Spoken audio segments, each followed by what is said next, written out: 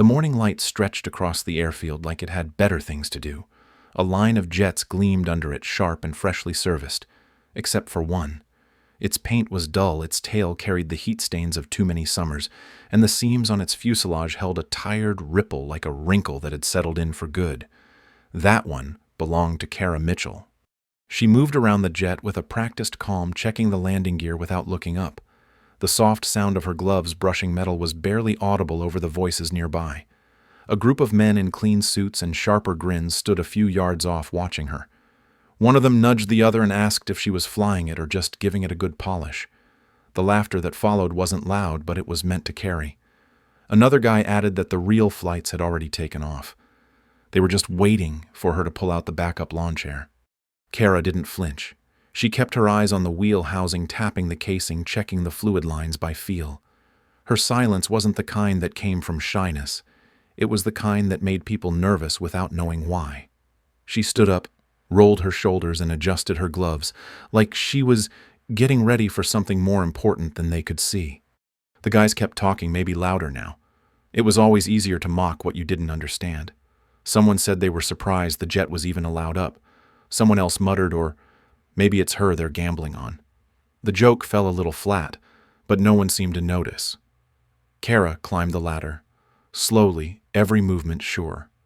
Once inside, she lowered the canopy. The laughter didn't follow her in.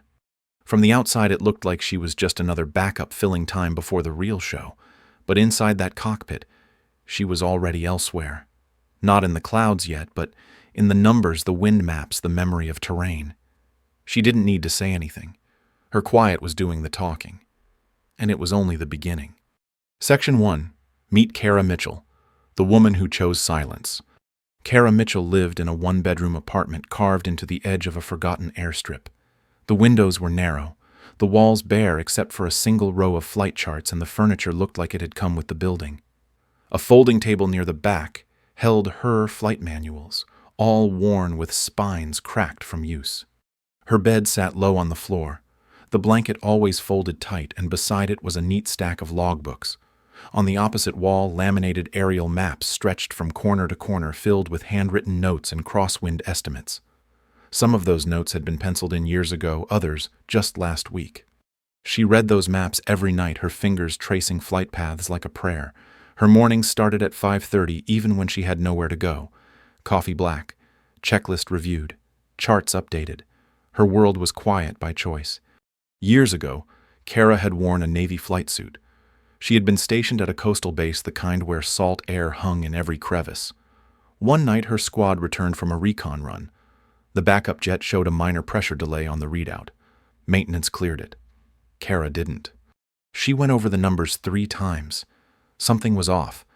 When she brought it to command, they told her to sign off anyway. She said no.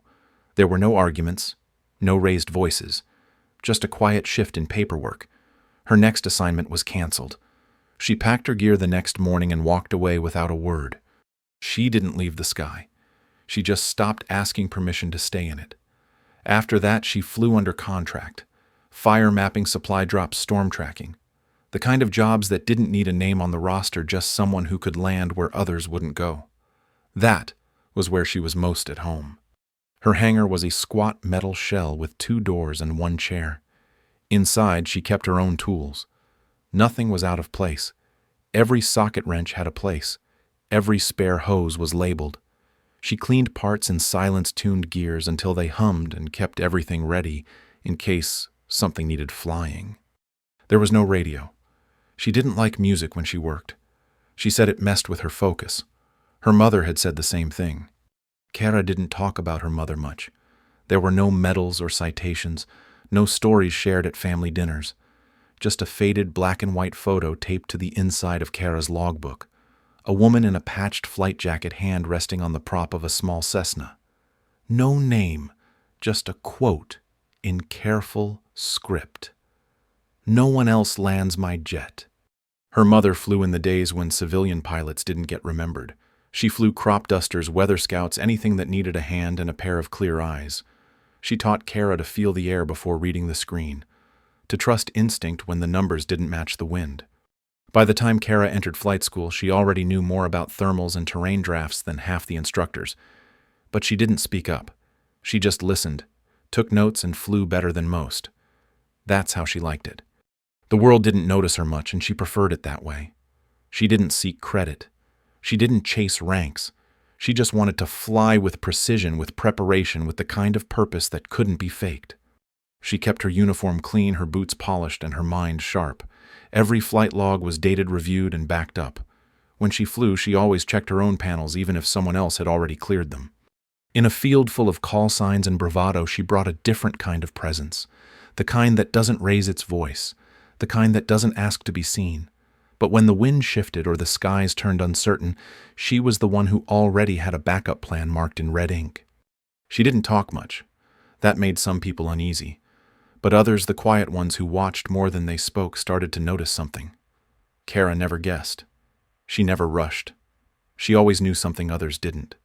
And that's why, even when her name was listed second, even when her aircraft looked like the one left behind, she showed up early. She checked everything twice. She folded her own maps. She memorized her own coordinates. Because when things went wrong, she didn't need to ask what came next. She already knew. Section 2. The base, where respect wasn't given, only assumed. The base stretched wide under the heat concrete, and steel laid out in clean lines and tight control. Hangars gleamed with fresh paint, each one marked by regimented numbers and the echo of orders that carried through the corridors. Everything here moved like it belonged to someone more important. Pilots passed each other with sharp nods, clipped greetings, boots hitting pavement in sync. Names meant something here. So did call signs. Everyone wore theirs like armor, loud on jackets, louder in the way they carried themselves. Kara had none. She moved through the halls without drawing notice, not because she tried to hide, but because no one looked. In a world full of sharp elbows and louder voices, she gave them nothing to bounce off. They didn't hate her. They just didn't see her. Briefings were always the same. She sat at the edge of the room, hands folded, notes already printed and annotated. No one asked for her input. No one handed her the mic. Her name was usually last on the mission sheet, tucked below the final line like a technicality. The other pilots came in pairs or packs, swapping jabs, trading stories from past flights. Kara brought her own pen and sat quietly. The lead coordinator never paused to ask if she had anything to add.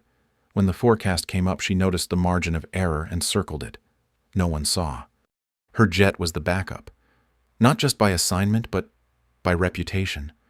Older frame, slower system, signs of fatigue across the telemetry board. It wasn't the aircraft people posed in front of. It wasn't the one they trusted to headline a mission. And yet, she treated it like it mattered. She checked every bolt, every hose, every seal. Not with urgency, but with respect. Like something that deserved more than what others gave it. The base culture didn't reward quiet. Confidence here came dressed in sound. Kara never tried to match it. She had her own rhythm, one that didn't shift to impress a crowd. In the cafeteria, tables formed patterns. She sat near the windows. Alone. Not rejected. Just uninvited. The jokes passed around like currency. Her name didn't come up. Not even as a punchline. She wasn't a mystery. She just wasn't considered. The others talked over her, around her, never to her. When she walked past the crew quarters or the loading bay, conversations didn't stop. They just didn't change. Her name badge read the same as theirs. Her hours logged were longer than most. But acknowledgement in that place wasn't about effort. It was about visibility. Kara was steady, present, prepared, but invisible. No one asked why she stayed late in the hangar. No one noticed when she reran diagnostics manually. Her voice wasn't on the comms, not because she was missing, but because no one asked her to speak. Inside that modern base, surrounded by men whose words echoed long after they left the room, Kara stood like a shadow. Quiet. Still. Unmoved by the noise. There was no anger in her silence. Just absence. A calm rejection of the need to be part of their performance. The walls around her held banners and ranks, flight photos lined up in straight rows. None of them showed her. None of them showed what came after the noise faded, but Kara had stopped needing that kind of proof a long time ago. She walked the same halls, ate the same meals, flew the same airspace, but she never played their game. and in a place where respect was rarely earned and mostly assumed that, made her forgettable, until the sky decided otherwise. Section 3. Dismissed before takeoff. Kara had submitted her flight data 3 days before the briefing. The packet was precise, clean, and double-checked. She had highlighted key wind changes and circled the terrain she thought might shift conditions mid-descent. No one commented. No one even looked her way. The coordinator slid it into the folder without glancing down. When she asked if they wanted her updated thermal scans, the response was a shrug. "We've got the models for that." She didn't argue. She just nodded and went back to her seat near the wall. Around her, the other pilots leaned in over printed maps and screens. Jokes passed between them like old coins. Someone mentioned the backup jet. The room chuckled. They didn't say her name. They didn't need to. Everyone knew who they meant. One of them said that if the mission got too quiet, maybe the backup girl would hum a lullaby from the cockpit. A few laughed. Kara kept reading. She'd already noticed wind shifts across the valley basin, cross currents that weren't in the main forecast. When she'd walked the area near the perimeter fence, she'd felt the early pull of a pattern change. Not violent, just off. During the morning briefing, she brought it up again. Light turbulence could compound under altitude loss, she said. It might pull to the west hard if you weren't ready for it. The lead didn't even lift his eyes from the screen. Noted was all he said. She knew what that meant. Filed and forgotten. The models said otherwise. The models were trusted more than someone without a title, especially someone who didn't fight to be heard. The assignment came down as expected. She was listed as the alternate. The others got their call signs beside primary runs. Kara got a time slot and a flight code that read, "Optional." She signed the acknowledgement sheet without a word. Back in the hangar, she walked her own route along the tarmac, checked every angle, reviewed her checklist, and made a final copy of her annotated descent plan. She folded it twice, slid it into her cockpit, and locked it into place behind the main console. No one saw her do it. No one asked what it was. The others were at the mess tent trading stories, pouring coffee, planning landing formations that assumed no surprises. She kept working, not because she expected disaster, because she knew it didn't care about rank. Later that night, someone mentioned her again, this time near the barracks. One of the newer techs asked if she ever spoke. Someone else said she only talked to machines. Then they moved on. They always did. Kara's room light stayed on late. Not unusual. She had 3 terrain profiles spread out and 2 wind estimation tools running side by side. She logged each possible descent arc that could be affected by low-altitude reversal. None of it was mandatory.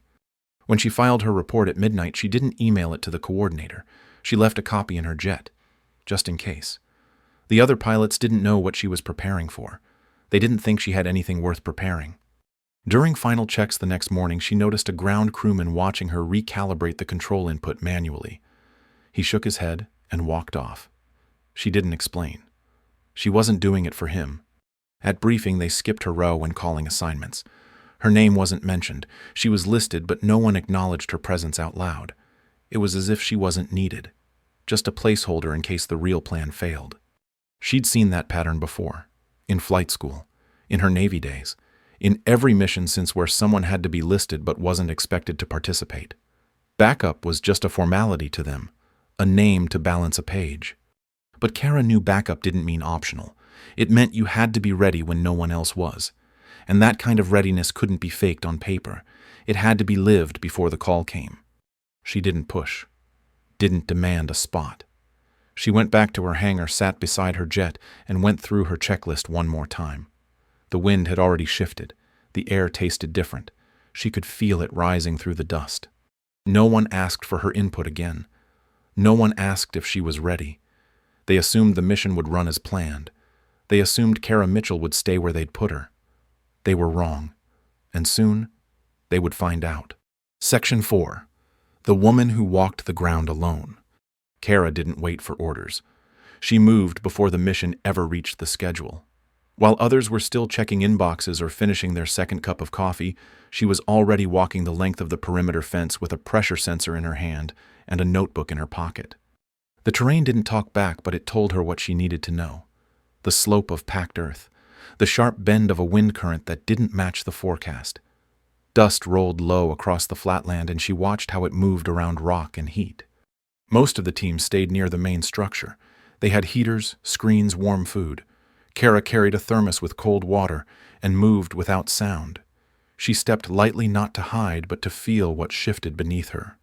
Her boots left straight tracks across the open field. Not once did she check her phone. She wasn't tracking time. She was measuring change. When she reached the basin, the place the satellite labeled as unfit for emergency use, she paused. There was a strip of hard ground there. No markings, no lights. Just dirt wide and dense, packed by weather and time. It stretched enough to land if someone knew what to do. She paced the length of it, marked its edges, noted the slope and the soft patch to the north. Wind came in low, curling off the hills. It was workable, not ideal, but possible. Back at the base, laughter echoed from the mess tent. Kara didn't glance up.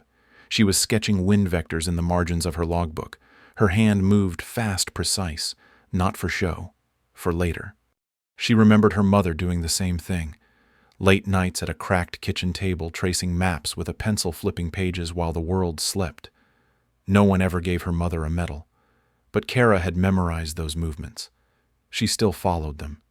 At flight school, they'd called her method outdated. Too quiet, too slow, but she never missed a check, never skipped a line. She flew like someone who had nothing to prove, only something to protect. She wrote her own fallback vectors and circled alternate descent angles in red. Her map wasn't just paper. It was preparation. No one else saw it. She didn't offer to show it. By the time others were briefing, Kara had already simulated the entire approach in her head. She'd adjusted for heat drift, for low-pressure reversal, for storm edges that might rise faster than the radar caught. She didn't call it a plan. She just called it ready. In the hangar that evening, she went over her checklist 3 times, not out of doubt, out of discipline. Every surface, every bolt, every setting on that old A-18 was touched by her hands. She recalibrated the onboard system herself. Didn't wait for the crew. Didn't ask for confirmation. Her fingers moved with the memory of thousands of hours logged and the trust she had only in process. The jet wasn't perfect. It groaned slightly under adjustment, resisted at first, but she felt it shift, like something settling back into place. It was old. It was tired, but it would hold. That night, while the rest of the team watched weather projections from a screen, Kara was standing outside, letting the wind hit her face. She listened to it. It carried something the numbers hadn't caught yet.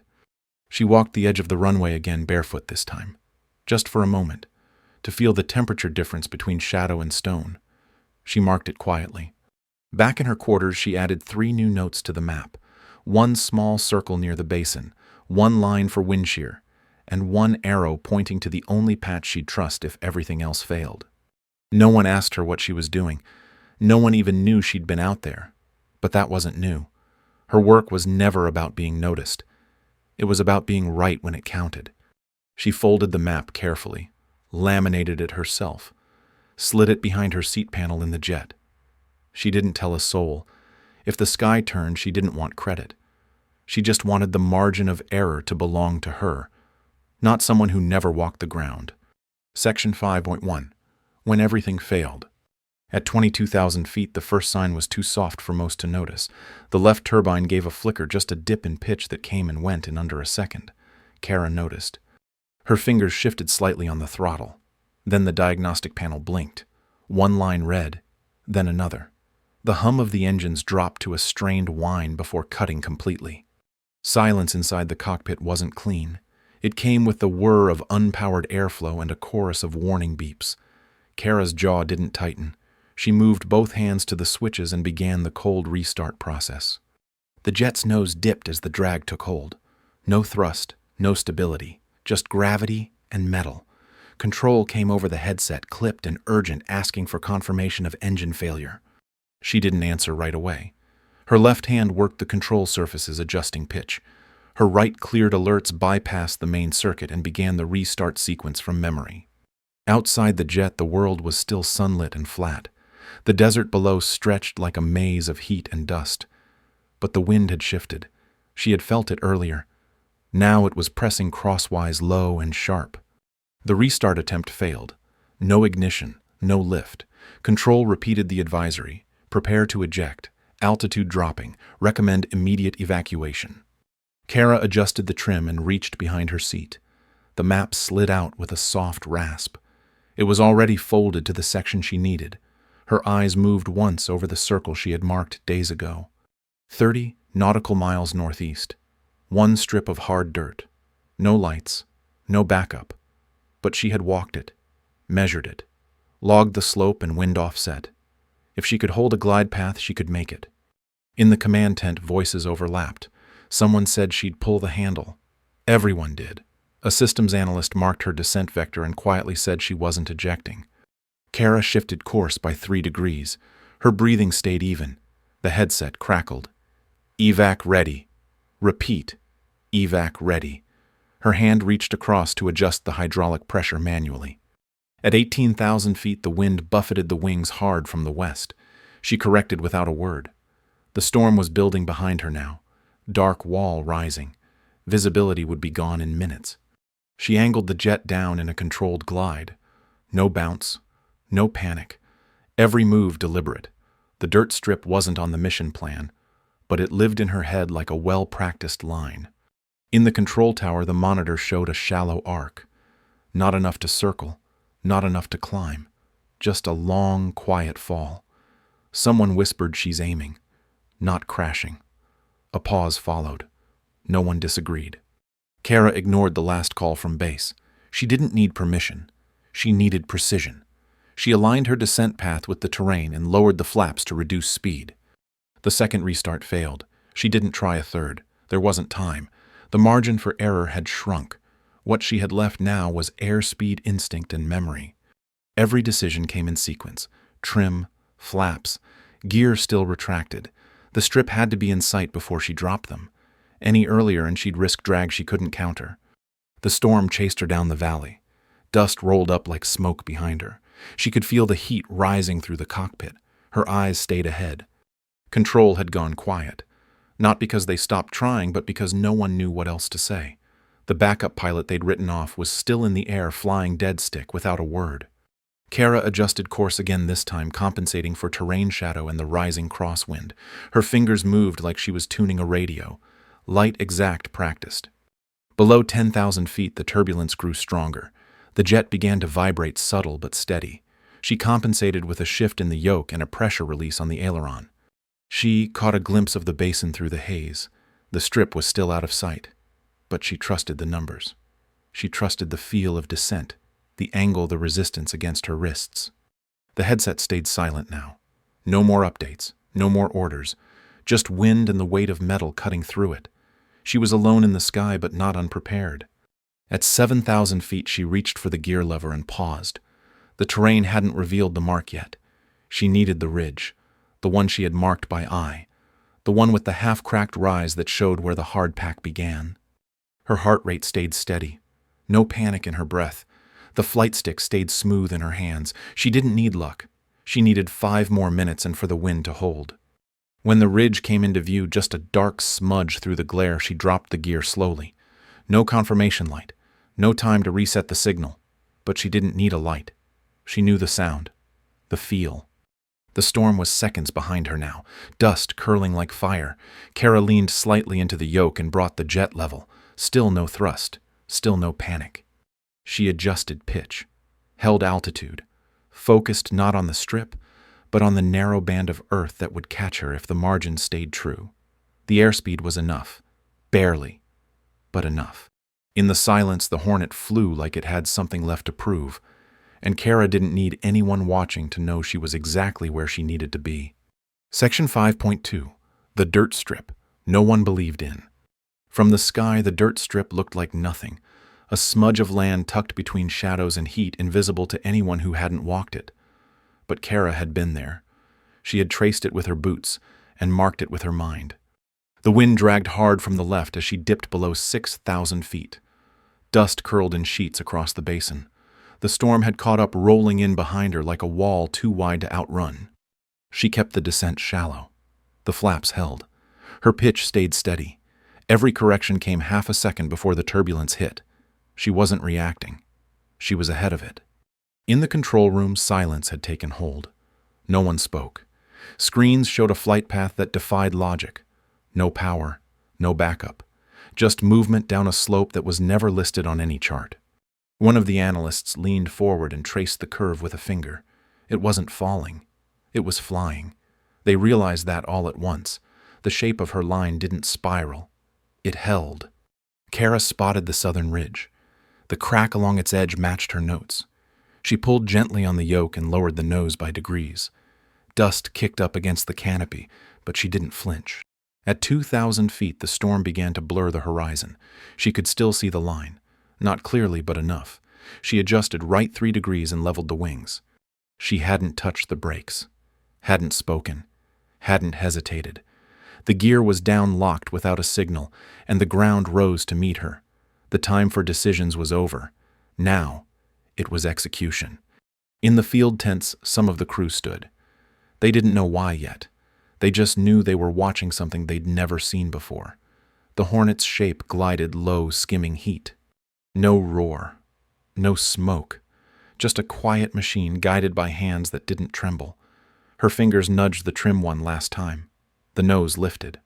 The first tire hit hardpack with a thud that echoed like thunder. No bounce, no slide. The second made contact 2 seconds later. Full contact, full control. Dust exploded behind her like a curtain. The jet stayed straight. The rudder caught the crosswind. The body held. She didn't touch the brakes until the final third of the strip. In the control tent, someone finally spoke. She landed it. Not yelled, not shocked. Just said it like a truth too big for disbelief. And no one argued. Kara let the Hornet coast. Her hands stayed on the controls, loose calm. The storm caught up, sweeping over the field. Visibility dropped, but the landing was already done. The aircraft rolled to a stop. The engines were silent. They had been since the sky. She sat there, breathing, steady visor fogged from effort and heat. Nothing moved. Nothing needed to. In the base headquarters, Colt Decker leaned against the console. His jaw locked tight. The screen showed a still image now. A parked jet in the middle of a strip that no one believed existed. One of the younger analysts muttered something about dead stick. Another pointed out her trim angles. Someone whispered that she had walked that ground herself. No one responded. Kara opened the canopy with one push. The dust rushed in and cleared just as fast. She stood unstrapped and climbed down without a stumble. Her boots hit the dirt like punctuation. Her helmet hung at her side. She didn't look back. Didn't wave. Just walked through the haze like she had done it before. Because she had. The crew on the ground moved toward the strip. Slowly, as if afraid they'd disturb something sacred. The jet sat behind her untouched. Perfectly placed. A line drawn across the earth by hand and trust. Up in the tower, the feed replayed her descent. Over and over. The numbers didn't waver. The math held. No margin wasted. No timing missed. Someone found her laminated map in the nav panel. It was marked in black ink. Edges worn. One circle around that dirt patch. One word beside it. Viable. They passed the map around like it was a relic. No one laughed now. No one asked why she hadn't shared it sooner. They knew. She hadn't needed validation. She had needed preparation, and when everything failed, that was what stayed in the air. Kara kept walking until the jet was behind her and the basin ahead. The wind had dropped, the sky was heavy, but the weight on her shoulders was gone. She didn't speak to anyone. Not yet. Her silence wasn't defiance. It was earned. It was the sound of someone who had done what others said couldn't be done. They watched her fade into the dust steps, light back straight, not chasing applause, not running from doubt, just steady, just real.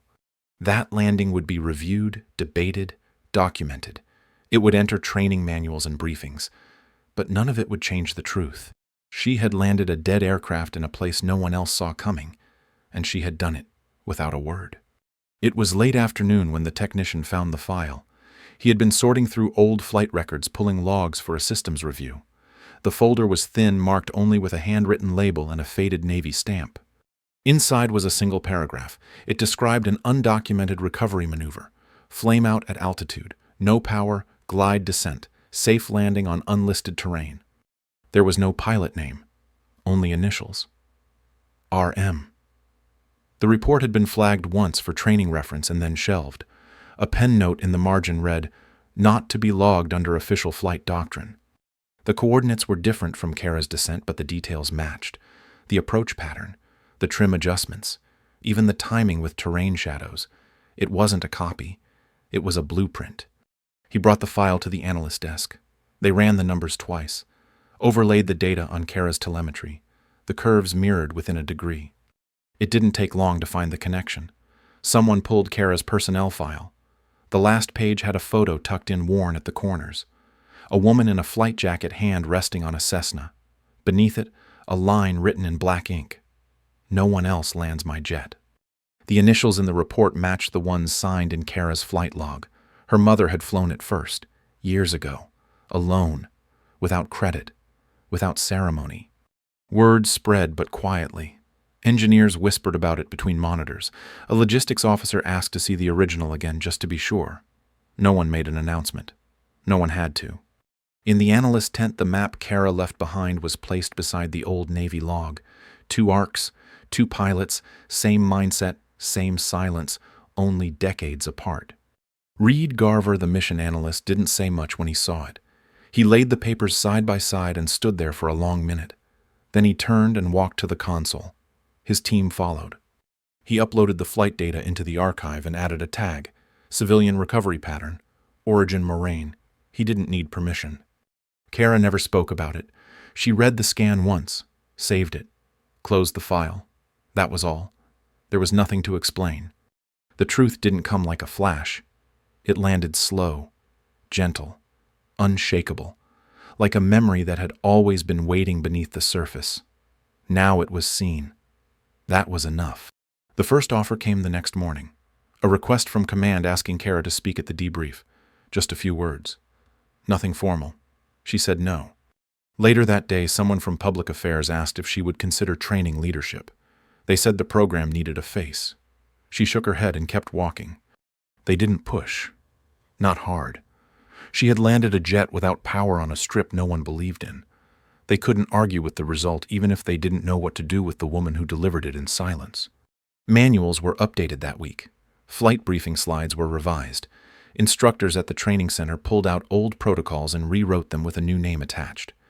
They didn't ask for her approval. They just added it. Cold Power Descent Protocol. Variant Moraine. It sat in the system like it had always been there, waiting to be written down.